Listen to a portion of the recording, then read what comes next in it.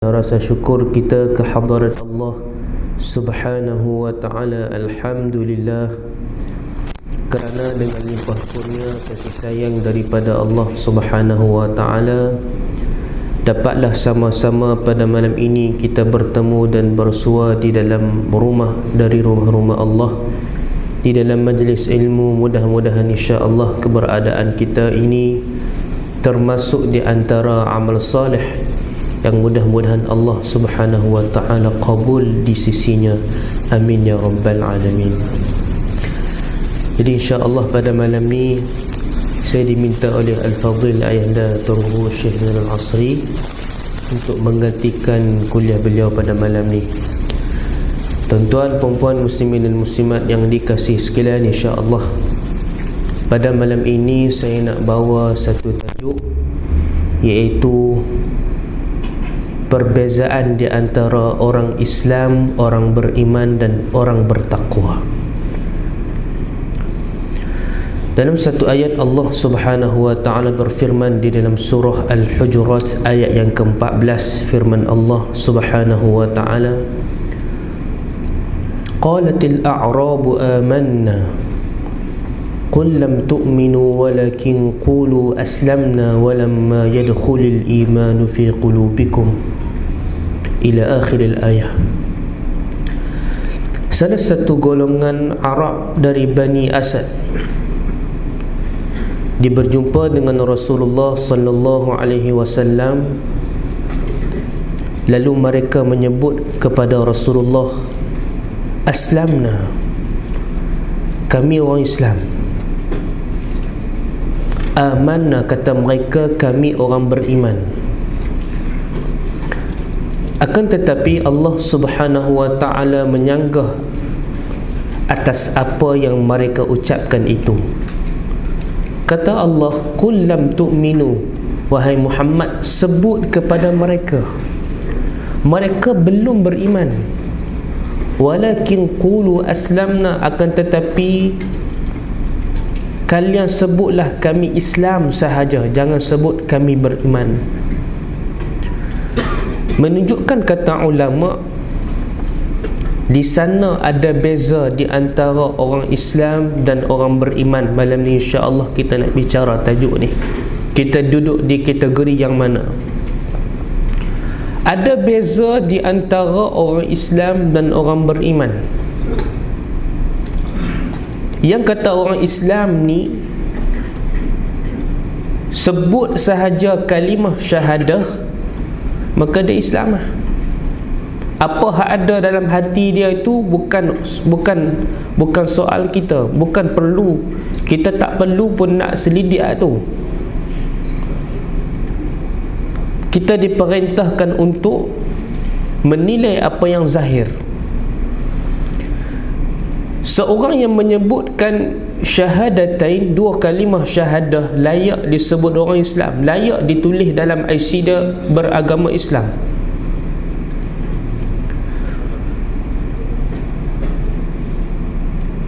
Tetapi lebih daripada itu adalah iman, yang Allah Subhanahu wa ta'ala banyak seru di dalam Al-Quran, ya ayyuhalladzina amanu, ya ayyuhalladzina amanu, wahai orang beriman, wahai kaum mukminin. Orang beriman ni hak mana pula? Beriman ni dia tak memadai dengan mengucap dua kalimah syahadah. Ada orang mengucap dua kalimah syahadah tapi solat tak, mengucap dua kalimah syahadah tapi zakat tak, mengucap dua kalimah syahadah tetapi apa yang diperintahkan Allah dia tak buat. Beza dengan orang beriman. Orang beriman ni tidak sahaja dia mengucapkan kalimah itu dengan lidah dia, bahkan at-tasdiqu bil qalb, dia membenarkan dalam hati. Sebab orang yang mengucap dua kalimah syahadah tetapi tak membenarkan dalam hati dia atas apa yang dia ucap, dia ni munafik. Dia munafik.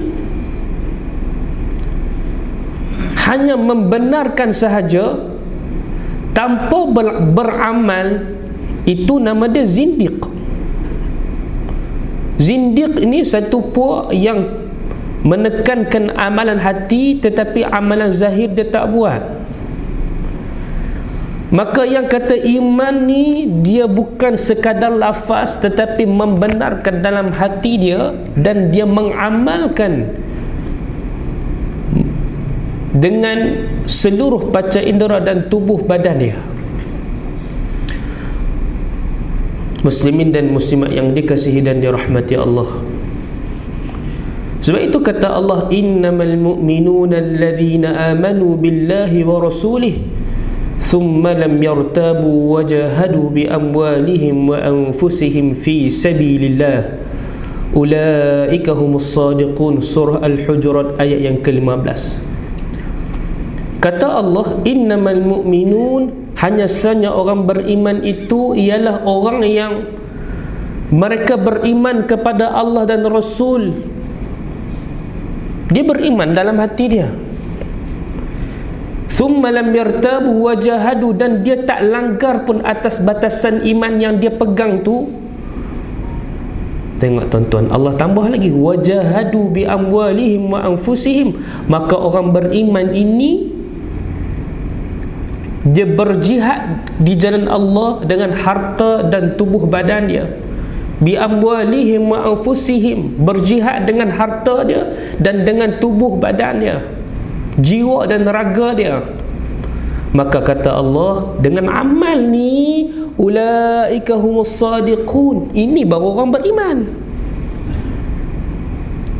Dia mengucap dan perkataan itu serap dalam hati dia dan dia pegang sungguh-sungguh, membenarkan ia dan dia amal. Maka itu adalah disebut sebagai orang mukmin. Di sana ada orang bertakwa. Peringkat yang lebih tinggi daripada tu adalah orang bertakwa.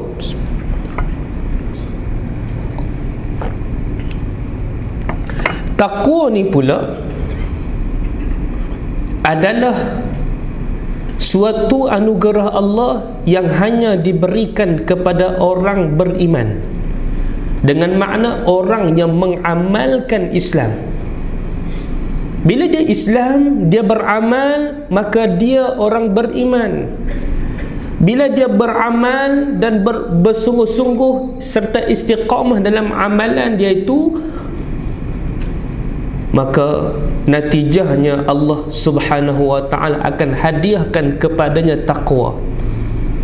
Takwa ni dia tak akan datang tanpa amal. Sebab itu dalam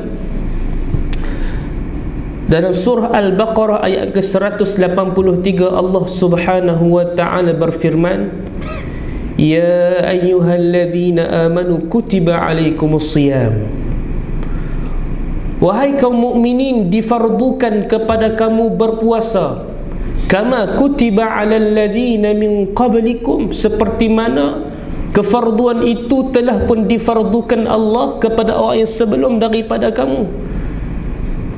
Di perakhiran ayat itu Allah sebut la'allakum tattaqun, mudah-mudahan kamu beroleh takwa. Bila Allah sebut kalimah la'alla dalam bahasa Arab, la'alla memberi makna mudah-mudahan. Tetapi kalau yang sebut itu adalah Allah, kata ulama, yaqtadil ma'na at-tahqiqu. Kalau yang sebut kalimah la'alla itu adalah Allah, maka ia memberi makna pasti dengan makna, wahai orang beriman, kalau kamu benar-benar melaksanakan puasa seperti mana yang ditetapkan Allah, yang diridai Allah, pasti kamu akan menjadi orang yang bertakwa. Maka itu beza di antara orang Islam, orang beriman dan orang bertakwa.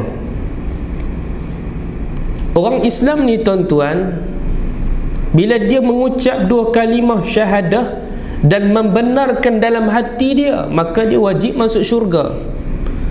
Wajib masuk syurga. Bila masuk syurga? Wallahu a'lam. Kalau dia tinggalkan solat, Dia masih Muslim, tapi Muslim yang melakukan dosa besar.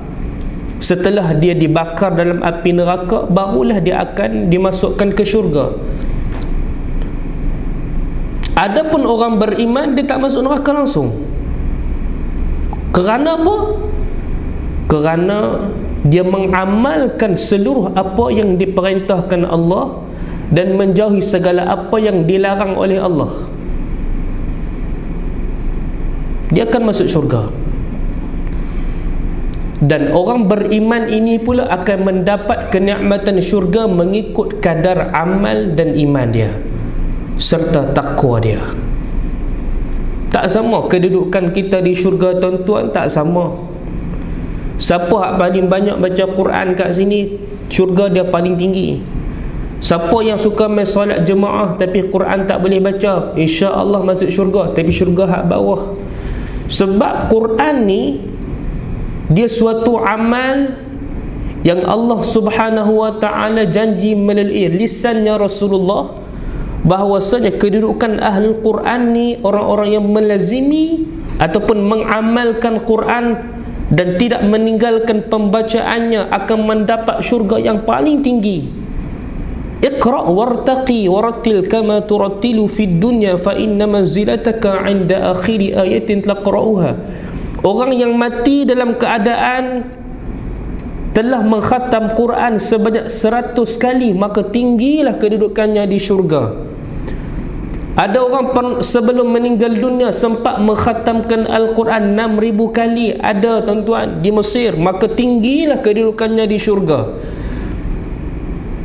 Kalau kita pernah mengkhatam Quran 3 kali, masuk syurga insya-Allah, tapi kadar syurga kita itu sangat rendah.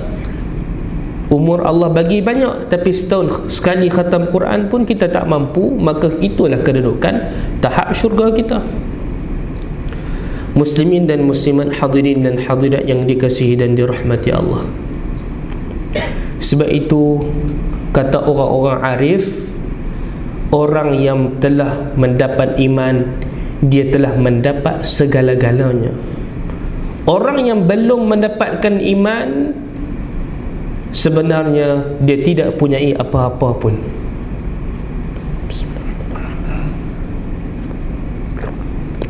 Sebab apa orang ada iman ni dia telah peroleh segala-galanya walaupun dia tak ada apa pun? Kerana bila kata orang itu orang beriman, setiap tindak tanduk perbuatannya yang baik dihitung sebagai pahala. Itu yang hebat, tuan-tuan. Benda kecil pun akan dapat pahala, apatah lagi benda tu benda besar. Yang kata orang beriman, tuan-tuan, kita buat benda baik sikit dah boleh menyebabkan kita mendapat pahala yang besar. Kita main masjid sini, rumah tepi tu ya, main langkah ke masjid, boleh jadi kita dapat pahala yang besar. Sebab apa? Sebab kita orang beriman. Di samping, tuan-tuan, kena perbanyakkan niat lah. Kita mai kuliah ni jangan semata-mata niat nak mai kuliah saja. Dengar mai kuliah, lalu pilah depan masjid, ku ustaz mai, aku singgah. Kalau ustaz tak ada, aku fly lah. Jangan sekadar tu niat hanya mai kuliah semata-mata. Ada orang tak niat pun, pi lepak tengok ustaz mai, singgah tak apa, singgah. Maka orang macam ni tak ada niat, tak ada pahala. Biar kita nak main masjid, tuan-tuan, kita banyakkan niat kita. Niat pertama nak main kuliah, niat kedua nak hubungkan silaturahim. Lazim ajar diri kita, tuan-tuan, perbanyakkan niat. Niat ketiga nak zikrullah, niat keempat nak baca Quran, niat kelima nak solat maghrib jemaah, niat keenam nak solat isyak. Kan banyak niat kita boleh buat. Orang yang main ramai-ramai, tuan-tuan, kita semua ni bukan sama pahala kita bawa balik, tak sama. Mengikut kadar niat kita, berapa banyak niat yang kita niatkan dalam hati kita, itulah sumber pahala kita. Kalau lupa nak niat, tak ada apa pahala. Dia jadi adat lah, dia tak jadi ibadat. Muslimin dan muslimat yang dikasihi dan dirahmati Allah. Sebab apa orang beriman ini bila dia tak ada apa pun, dia dah ada segala-galanya. Kerana setiap apa yang dia buat dari kebaikan itu beroleh pahala. Kadang dia tak niat pun nak buat pahala, tapi dapat pahala. Keluar masjid, tengok-tengok kasut hilang, dapat pahala. Keluar masjid, kawan sepak kasut masuk longkang, dapat pahala. Pi kedai makan, tengok ada orang minta sedekah, kita pun bagi sumbangan dekat dia. Dia kata nak bina masjid apa bagai. Orang main kata, hentak tak, tu orang penipu. Kita dah bagi dah sedekah kat dia, dapat 2 pahala. Pertama pahala sedekah, kedua pahala kena tipu. Jadi apa hak kita buat ni dapat pahala. Itu kehebatan ataupun kelebihan orang beriman. Ujian yang kita lalui dikira pahala. Sebab itu ada orang daripada dia kecil, Allah bagi ujian dekat dia. Mula dengan mak meninggal, ayah meninggal, yatim piatu, keluarga dera. Saya pernah jumpa orang macam ni, tuan-tuan. Mula pak dia meninggal, mula mak dia meninggal, lepas tu mak dia meninggal, lepas tu dia keluarga dia ambil, lepas tu keluarga dia buat dia kuli sebagainya, tuan-tuan. Allahu Akbar, sampai besar. Mai pula esok ni kahwin, tengok-tengok jumpa laki dan Allahu Akbar, dengan ujian rumah tangga, dengan ujian adik-beradik, dengan ujian bisnes, pekerjaan, maka semua tu pahala. Sebab tu kita bila balik tempat kerja, tuan-tuan, kita rasa stres di tempat kerja, jangan benda stres ni kita lepas kat rumah. Kita kena anggap setiap perkara stres kita tu, bebanan yang ada dalam fikiran kita di tempat kerja tu, tuan-tuan, adalah suatu amal. Suatu amal. Ujian rumah tangga, suatu amal. Sebab tu orang beriman ni dia mahal di sisi Allah. Sebab semua yang berlaku pada diri dia tu baik. Kata Nabi, ajaban li amril mu'min, inna amrahu kullahu lahu khair. Kata Nabi, aku tak tahu nak habaq betapa hebatnya urusan orang beriman. Semua yang berlaku ke atas diri dia semua baik. Inna amrahu kullahu khair, semua baik. In asabathu sarra'u syakara fakana khairan lah. Kalau dia dapat nikmat, dia syukur, dapat pahala. Wa in asabathu dharra'u sabara fakana khairan lah. Kalau yang dia dapat itu musibah, mudarat, perkara-perkara yang tak baik dalam hidupnya, dia sabar, pahala. Tuan-tuan, sebab itu orang beriman ni mahal di sisi Allah. Semua yang dia buat dikira pahala. Sebab itu orang beriman tak perlu sedih. Dia tak ada duit pun dikira pahala. Dia kena tipu pun pahala. Dia buat pahala, apatah lagi. Dan orang beriman ini, tuan-tuan, kenapa kalau dia tak ada apa pun dia telah ada segala-galanya? Kerana dia yakin bahawasanya Allah itu satu-satunya yang dapat memberikan mudarat dan manfaat kepada manusia. Dia yakin yang tu. Bila dia yakin kata Allah Ta'ala sahaja yang boleh beri manfaat dan mudarat, maka hidup dia tenang. Ada ramai-ramai kata, aku nak hancurkan kehidupan hang jaga, aku nak sihir hang sampai mati, hang jaga. Dia tenang. Kalau hang nak buat apa pun kat aku, Tuhan takdir aku selamat, aku selamat. Kalau hang niat nak bagi aku jadi orang yang baik, aku mendapat kebaikan sebagainya. Semua manusia dalam hadis sebut, kalau berkumpul manusia daripada awal sampai akhir, jin manusia kumpul nak beri manfaat kepada kamu, Allah kata manfaat ni bukan untuk kamu, kamu takkan dapat manfaat. Kalau seluruh manusia dan jin berkumpul kerana nak beri mudarat kepada kamu, Allah kata mudarat itu untuk orang lain, bukan untuk kamu, kamu takkan kena. Jadi subhanallah, Allahumma salli ala sayyidina Muhammad. Sebab tu satu orang ulama namanya Abul Hasan bin Zahid ni salah seorang ulama Mesir. Imam Abul Hasan bin Zahid dia hidup pada pemerintahan raja yang bernama Ahmad bin Talun. Raja yang bernama Ahmad bin Talun. Ahmad bin Talun ni, tuan-tuan, nak cerita kata Allahu Akbar, jahat sangat. Dia telah membunuh belasan ribu orang dengan mudah. Dia bunuh. Siapa hak tak setuju dengan dia? Ni jawapan. Yang kata Abul Hasan bin Zahid ni, dia orang beriman. Aku, kata dia, kalau Tuhan takdir aku mati, aku mati. Kalau takdir aku hidup, aku hidup. Apa aku nak takut? Ni orang beriman. Dan dia nak amalkan satu hadis Nabi yang berbunyi, afdalul jihad kalimatul haq inda sultanin jair. Jihad yang paling afdal adalah kamu mengucapkan kata-kata yang benar di hadapan raja yang zalim. Dia kata, aku nak amal lah ni, aku nak amal lah ni. Dia pergi jumpa Ahmad bin Talun, dia kata, wahai raja, yang kau buat ni salah, bertentangan dengan apa yang diredai Allah. Kau telah menzalimi manusia, kau telah mengambil hak manusia. Apa kamu nak jawab di hadapan Allah? Ahmad bin Talun dia kata apa? Hang berani tegur aku? Hang siapa? Aku siapa? Dia kata, wahai pengawal, tangkap dia ni. Aku nak ajak dia sikit. Kurang hajak sangat, orang tak berani tegur aku. Hang tegur macam ni kat aku, no? Ambil dia. Dia pun tangkap dia, masuk dalam penjara. Masuk dalam penjara. Dan dia panggil semua rakyat dia, mai hampa tengok satu orang ni hak berani sangat ni, hak kemah sangat ni, hak hebat sangat ni. Dia berani kata dekat aku, hampa tengok apa balasan yang dia nak kena. Depa semua pakat takut dah. Ya Allah, kesiannya Tok Guru. Yalah Tok Guru, kau nak amalkan hadis tapi kau terdedah dengan bahaya. Akhirnya hak kata raja tadi, dia melepaskan seekor harimau. Harimau tu sedang lapang. Ahmad bin Talun lepaskan harimau. Al-Imam Abul Hasan bin Zahid duduk dalam jara tu, dia duduk diam ya. Harimau mula masuk. Ni kisah benar tuan-tuan. Harimau pusing dekat dia, duduk tengok. Harimau pusing. Yang kata Imam Abul Hasan bin Zahid ni, dia orang beriman. Mudarat kalau aku Tuhan takdir aku mati, aku mati. Kalau tak mati, aku tak mati. Dia tak takut.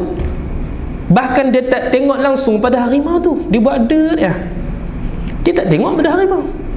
Allahu Akbar.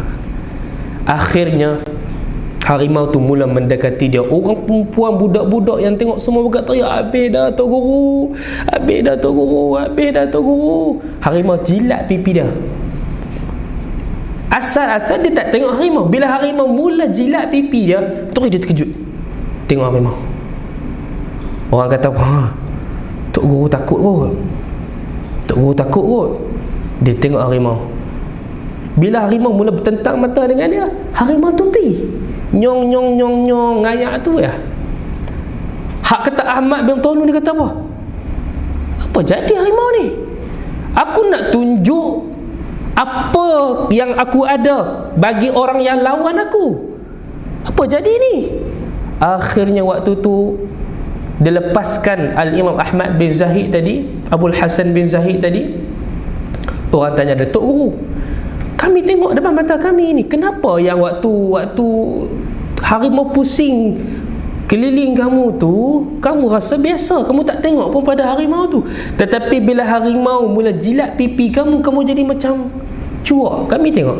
Apa berlaku wahai Tuan Guru? Kami tahu kau orang soleh, kau orang hebat, kau orang yang ada makam di sisi Allah. Boleh ceritakan kepada kami. Dia kata apa? Aku tak pernah takut pun. Aku tak pernah takut. Kalau Allah takdir aku mati, aku mati. Kalau takdir aku hidup, aku hidup. Harimau tak ada kuasa, makhluk tak ada kuasa, Allah ada kuasa. Hanya Allah ada kuasa. Kenapa yang waktu harimau jilat pipi tu kamu jadi macam terkejut? Dia kata sebab aku terfikir satu hukum fiqh. Adakah air liur harimau itu najis? Bila dia harimau jilat pipi dia, najis ke dah tahu yang liur harimau ni? Dia kata aku terfikir yang tu. Kau tak takut? Dia kata apa? Alaihissallahu bikafin abdah. Bukankah Allah sebut Allah ini memadai yang akan membantu kepada hamba dia? Dia baca firman Allah, wa man yattaqillah yaj'al lahu makhraja. Siapa bertakwa kepada Allah, Allah berikan kepada jalan keluar. Tuan-tuan muslimin dan muslimat yang dikasihi dan dirahmati Allah Subhanahu wa taala sekalian. Jadi itu yang disebut orang beriman. Kenapa orang beriman ni mahal di sisi Allah? Kerana dia tak takut yang lain melainkan Allah. Sebab itu ada orang kaya tapi dia miskin. Dia orang kaya tapi dia takut dengan orang tu, dia takut dengan orang ni, dia takut jawatan dia takut orang ambil jawatan dia takut duit dia hilang. Dia orang kaya tapi macam orang miskin. Dia rasa hidup dia miskin. perlu pada orang tu, perlu pada orang ni, risau tak tu, risau tak ni. Ada orang yang miskin tapi macam orang kaya, hidup dia tenang. Aku tak barak pada siapa, aku tak minta pada hampa, aku tak perlu pun hampa angkat aku tak perlu pun hampa junjung aku macam ni. Maka itu hebatnya orang beriman, mahalnya di sisi Allah, sebab dia tak takut kepada siapa pun selain Allah. Sebab itu kata ulama, man khafa Allah khafa minhu kulla syai'. Siapa yang takut kepada Allah, setiap sesuatu, khafa minhu kullu syai', setiap sesuatu takut kepada dia. Wa man lam yakhaf Allah, siapa yang tak takut kepada Allah, khafahu kulla syai', dia akan takut kepada setiap sesuatu. Satu orang tabi'in, di kalangan tabi'in, dia masuk dalam satu hutan. Ternyata waktu tu dia daripada Syam nak ke Baghdad dalam urusan perniagaan. Sampai hutan pada waktu malam, tuan-tuan. Bila sampai waktu malam, macam mana dia nak teruskan perjalanan dia dalam keadaan gelap gelita? Akhirnya dia buat keputusan, alangkah baiknya aku berehat dululah, aku tidur dululah. Dia pun tidur, bangun di tengah malam melaksanakan ibadat yang biasa dia buat kepada Allah. Sampai bila dia bagi salam daripada solat tengah malam dia tengok sebelah dia ada harimau cukup besar. Harimau tu bersedia nak menerkam dia. Tuan-tuan, dia dan sebut, tuan-tuan, dia kata apa? Wahai harimau, kalau kau datang ke sini dengan perintah daripada Allah untuk memakan aku serah, aku takkan lawan takdir Allah. Tetapi kalau kau datang ke sini kerana kau nak ganggu ibadah aku, sekarang aku doa kepada Tuhan aku agar dia matikan kau. Harimau tu pergi, tuan-tuan. Ini mahalnya orang beriman. Muslimin dan muslimat yang dikasihi dan dirahmati Allah Subhanahu wa ta'ala sekalian. Baik. Jadi macam mana kita nak jaga iman kita?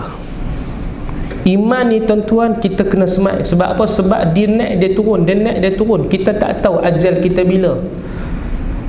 Takut hari mana ajal kita iman duk turun, kita rugi lah. Takut. Bila waktu iman kita turun, waktu tu ajal kita rugi, tuan-tuan. Sebab Allahumma salli ala sayyidina Muhammad, manusia ni fitrah dia, bila dia terkejut, akalnya tidak akan berfungsi dengan baik. Sebab tu orang bila terkejut, dia keluar benda tak patut, dia keluar, dia melatah itu ini, tuan-tuan. Orang yang kuat melatah iman dalam bahaya. Jaga. Orang yang kuat melatah iman dalam bahaya. Oh mak hang, opak hang, itu ini. Kerana itulah kalam terakhir kamu macam mana? Itukah kamu nak berjumpa dengan Allah? Biar lafaz kalam kita itu Allah, Allah, Allah. Waktu orang cuik kita, waktu kita terkejut, Allahumma salli ala sayyidina Muhammad, tubna ilallah warja' qul huwallahu ahad. Masya Allah.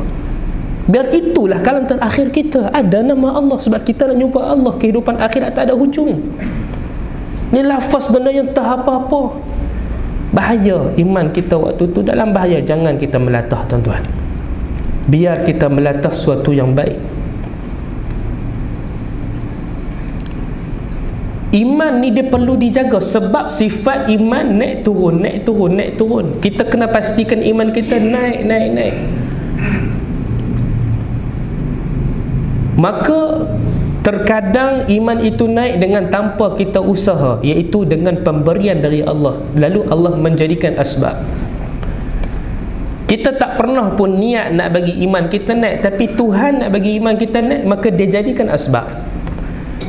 Contohnya, salah satu asbab Tuhan nak bagi iman kita naik ini apa dia? Tuhan jadikan ujian.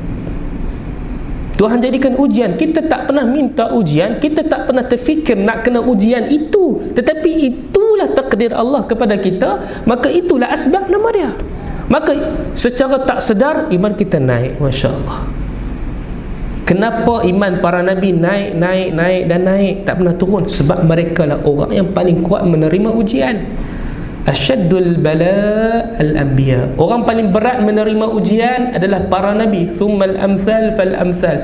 Kemudian orang yang seumpama para anbiya dan seumpama mereka. Tuan-tuan, iman para anbiya naik sebab mereka orang yang paling sentiasa diuji oleh Allah. Bermula dengan, kalau kita tengok sejarah Rasulullah, sirah Rasulullah sallallahu alaihi wasallam, daripada kecil lagi ayah sudah tiada, ibu sudah tiada, kemudian ketika besar berkahwin dengan Sayyidatina Khadijah, Sayyidah Khadijah meninggal dunia, ujian dihalau oleh umatnya sendiri, ujian akan dibunuh, ujian di pulau. Maka Nabi mendapat kedudukan yang sangat tinggi sebab setiap detik ujian yang Nabi lalui itu adalah pahala dan merupakan suatu pertambahan iman. Sebab tu kalau kita tengok tuan-tuan, orang yang tak pernah kenal masjid ni tuan-tuan, cuba kita tengok waktu mana dia muflis.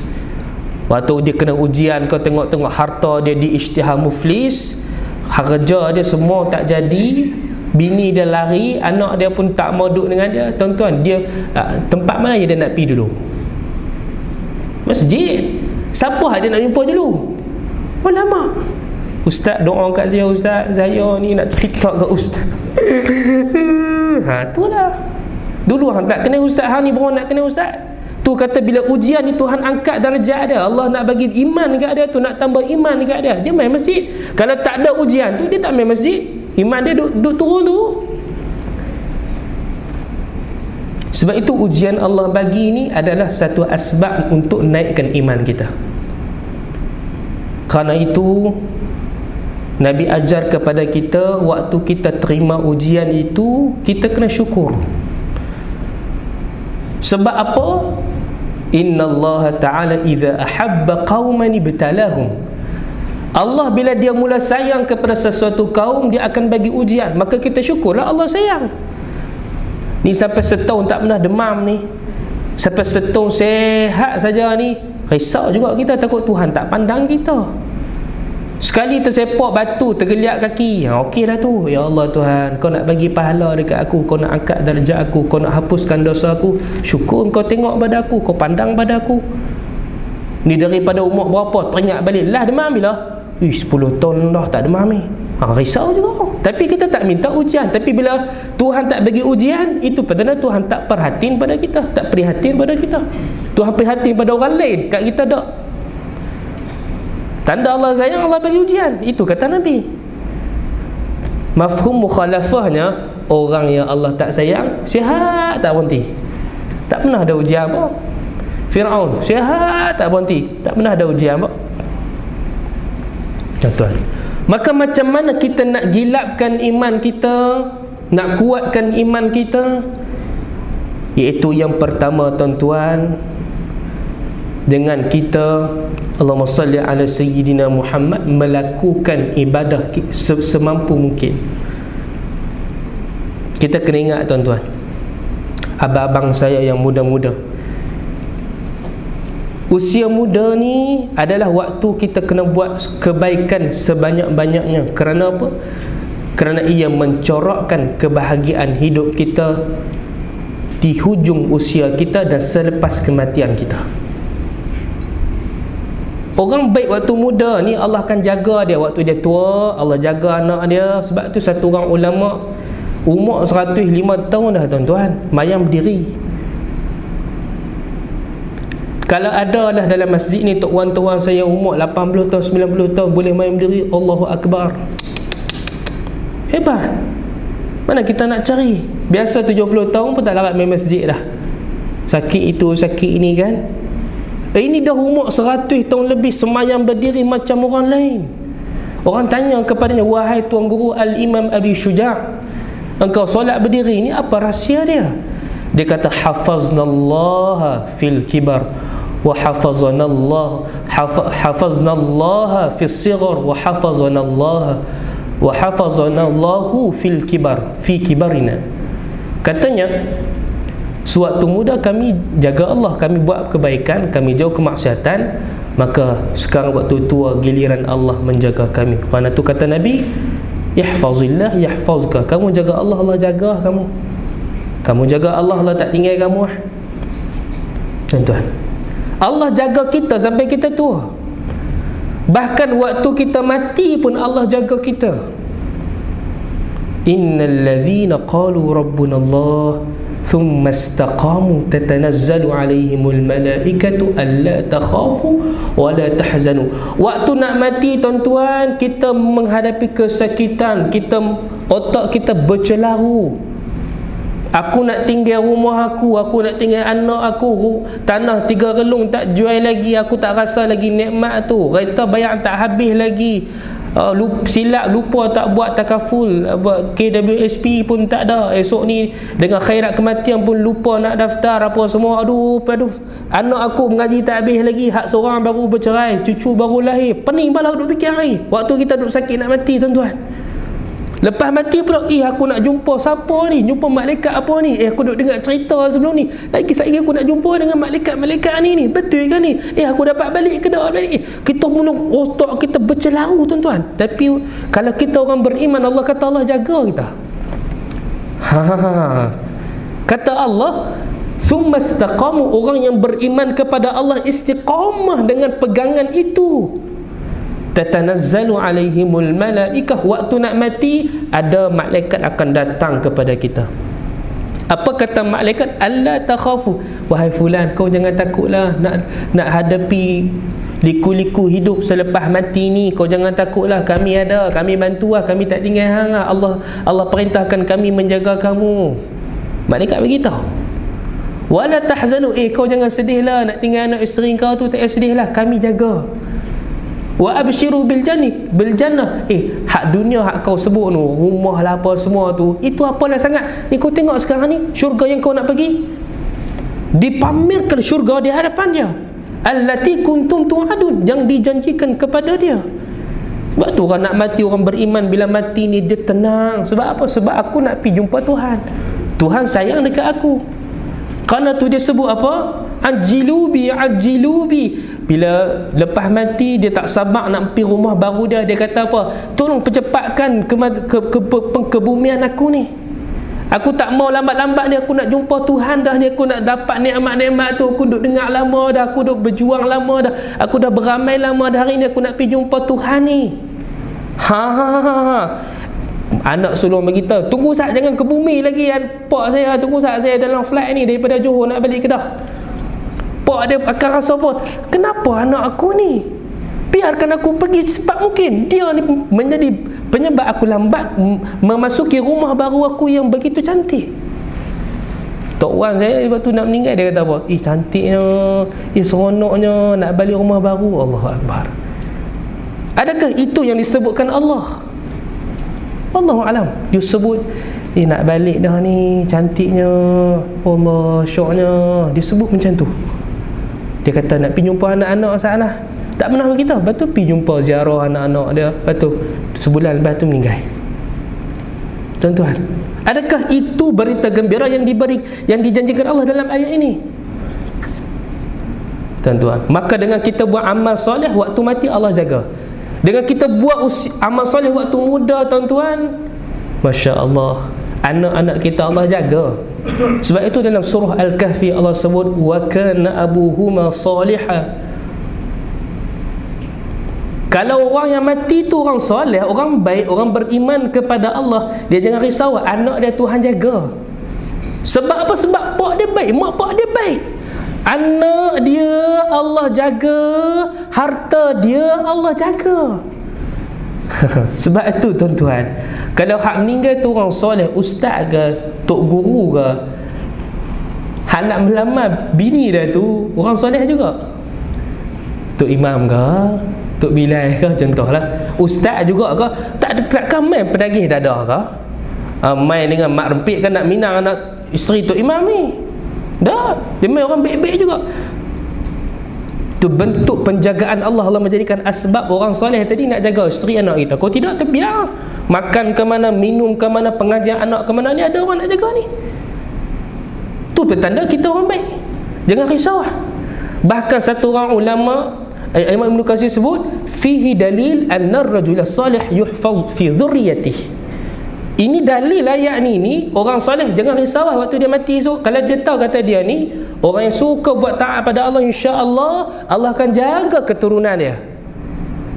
Tuan-tuan, bahkan Al-Imam Sa'id Ibn Musayyib dia sebut kepada anak dia, la azidanna fi salati min ajlika raja'an an yuhfazu fika. Dia kata hari ni hang nampak tak pak banyak sembahyang kan? Pak tak berhenti sembahyang. Semua ni bukan untuk pak semata-mata, ni untuk hang. Apa ni untuk hampa anak ni, abang long abang semua ni untuk apa? Sebab aku nak Allah jaga hampa waktu aku mati. Sebab aku dah tak boleh jaga hampa.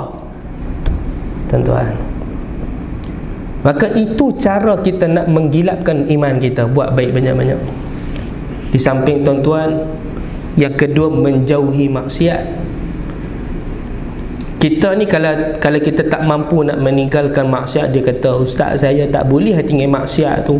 Tak boleh tinggal maksiat, tahu dosa besar, tengok benda haram, tahu dosa besar berzina, tahu dosa besar cakap benda haram, tapi rasa susah nak tinggal ustaz. Macam mana nak buat?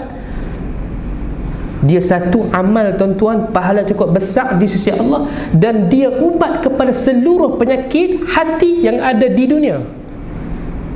Orang yang suka berzina, baca Quran khatam sekali satu hari pun, dia tak boleh tinggalkan zina tu. Sahabat bagi tahu Rasulullah, saya tak boleh tinggal ni. Buat macam mana ni? Tak boleh. Ada orang tak boleh tinggal maksiat itu, tak boleh tinggal maksiat ni. Kalau dia sedekah RM1,000, RM2,000, tak boleh tinggal juga maksiat tu. Maka ada satu amal Tuhan ciptakan kepada orang beriman, bila kita buat, ubat segala 1001 penyakit hati. Itulah ubat penyakit tamak kepada dunia. Itulah ubat kepada orang yang tak mampu meninggalkan maksiat. Itulah ubat kepada seorang yang membenci saudara semuslim. Itulah ubat orang yang suka memutuskan silaturrahim. Itulah ubat orang yang suka mengumpat. Apa dia? Puasa. Puasa ni Allah ciptakan 1001 kebaikan. Dia melemahkan nafsu kita, mencerdaskan akal kita, menguatkan iman kita, mengurangkan kecintaan kita kepada dunia. Itulah puasa. Dan puasa ini salah satu daripada amal yang Allah jadikan kepada orang beriman. Allah tak tentukan pahala dia di akhirat. Kalau kita sebut subhanallah, ada pahala, kadar pahala di sisi Allah. Kalau kita sebut alhamdulillah, ada kadar pahala di sisi Allah. Bagi orang puasa, tak ada tuan-tuan. Allah sendiri akan bagi. Berapa jumlah ataupun nilaian pahala itu, tak tahu. Kata Allah, an as-sawmu aw as-siyamu li wa ana ajzi bihi. Puasa ni milik aku, untuk aku, aku sendiri akan bagi pahala esok. Hampa tunggu orang puasa, hampa akan melihat suatu surprise daripada aku. Itu yang pertama. Pahala puasa tidak terbatas. Yang kedua adalah pahala memaafkan manusia. Pahala memaafkan manusia. Ya, aku tak boleh, dia zalim aku 20 tahun, hampa tahu, mudah hampa nak suruh aku minta maaf dekat dia. Tuan-tuan ingat, orang yang memaafkan manusia pada hari kiamat akan diseru nama mereka. Ketika manusia ramai ni akan diberikan penghargaan dengan disebut nama dia di khalayak ramai, dan akan disebut kepadanya, masuklah pintu syurga yang kamu kehendaki, ataupun pilihlah salah satu daripada bidadari syurga yang kamu sukai. Allah cukup sayang, tuan-tuan.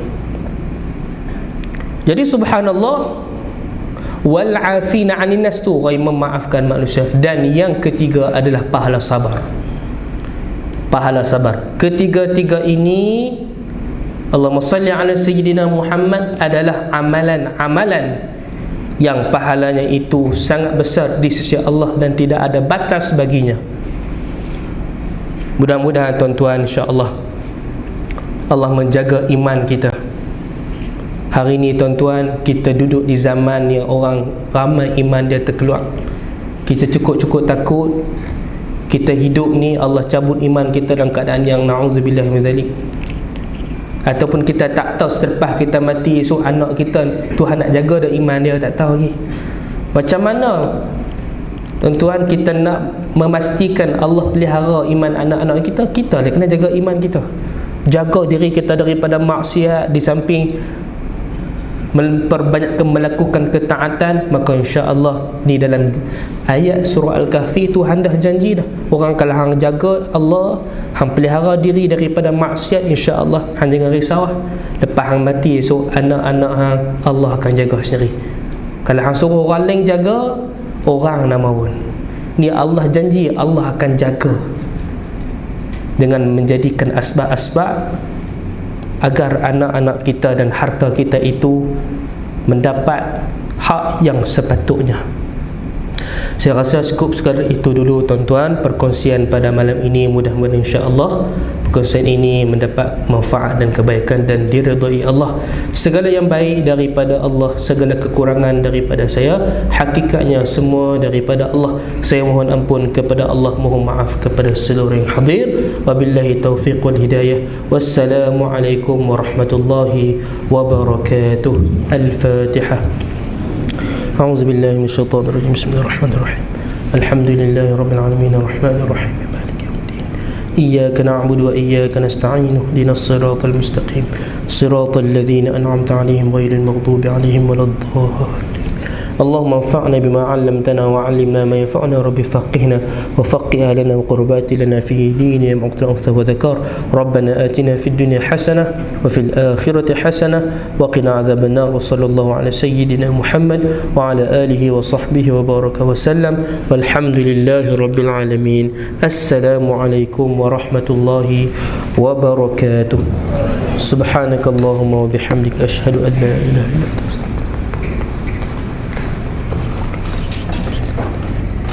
Muat dulu kan? Dah kan?